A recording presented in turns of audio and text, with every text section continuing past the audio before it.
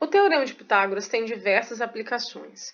Três principais aplicações dele são diagonal do quadrado, diagonal do retângulo e a altura do triângulo equilátero. Aqui eu tenho um exemplo de diagonal do quadrado, né? Quando nós traçamos uma diagonal aqui, ó, no meio do quadrado, nós dividimos esse quadrado em dois triângulos retângulos.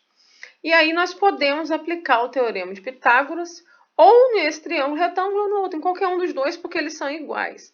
Então, independente disso, né, vamos calcular, né, a diagonal desse quadrado usando Pitágoras. A hipotenusa do nosso quadrado é a própria diagonal e os catetos são 6, né, como nós desenvolvemos aqui no Teorema de Pitágoras. Bom, isso eu faço para calcular a diagonal, mas eu poderia também ter a diagonal e não ter as medidas dos lados. Então, nesse caso, eu deveria colocar x nas medidas dos dois lados, né, x e x, e colocar a medida diagonal aqui, aplicar Pitágoras e calcular também. Mesma situação na diagonal do retângulo. Aqui eu tenho um retângulo, quando eu traço a diagonal dele, eu divido o retângulo no meio em dois triângulos retângulos iguais, aplico Pitágoras. A diferença é que no quadrado, essas duas medidas de catetos, né, vão ser iguais, porque os lados do quadrado são iguais. E no retângulo as medidas vão ser diferentes. Então, 6 e 8. Calculamos a diagonal do retângulo usando o Teorema de Pitágoras. Como eu falei, no quadrado poderíamos ter o seguinte também. Ter a medida da diagonal e estar faltando a de um dos lados.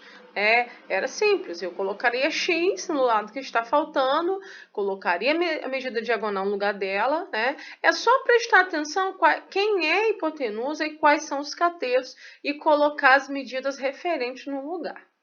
Também podemos utilizar o Teorema de Pitágoras para calcular a altura do triângulo equilátero. Aqui nós temos um triângulo equilátero de lado 10.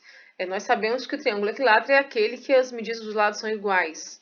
Consequentemente, quando eu traço a altura, eu divido ele ao meio. E aí eu produzo dois triângulos retângulos aqui do mesmo tamanho. E aí, exatamente nesse triângulo retângulo, ou nesse, já que eles são iguais, que nós vamos aplicar o Teorema de Pitágoras para calcular a altura. Lembrando, Pitágoras só se aplica em triângulo retângulo, porque não tem como identificar hipotenusa e cateto se eu não tiver um ângulo reto, né? A referência é o ângulo reto.